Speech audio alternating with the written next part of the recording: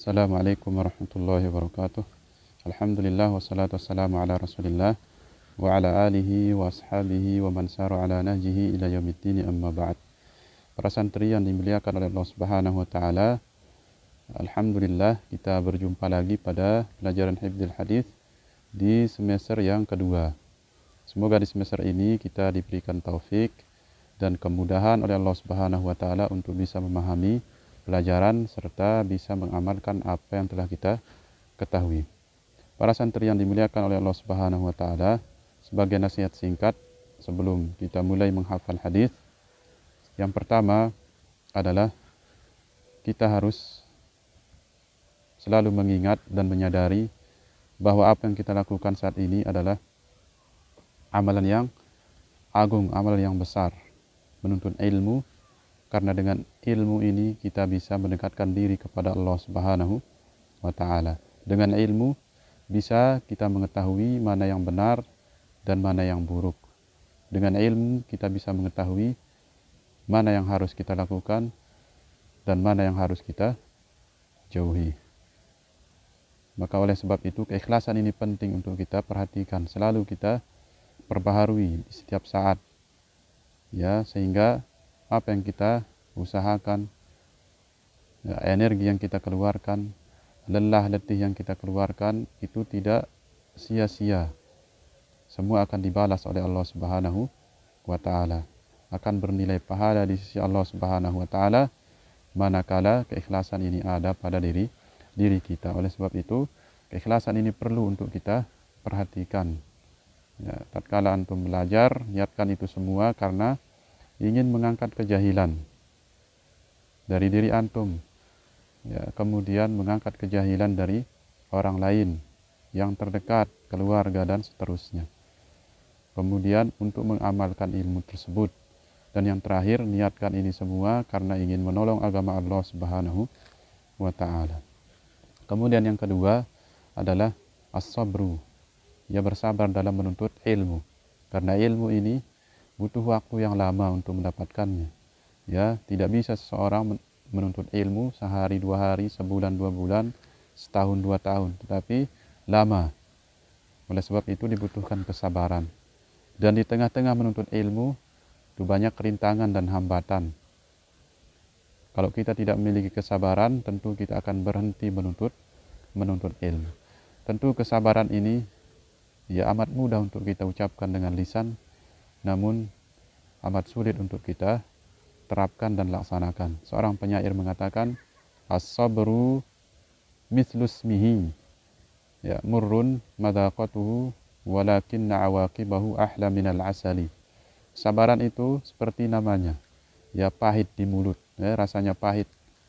Walakin awaqibahu ahla minal asal, akan tetapi kesudahannya, endingnya lebih manis daripada madu. Maka ingatlah endingnya, jangan lihat rasanya. Ya, lihatlah kesudahannya, jangan lihat rasanya. Karena ilmu ini nanti akan memberikan kita derajat yang tinggi di sisi Allah Subhanahu wa taala.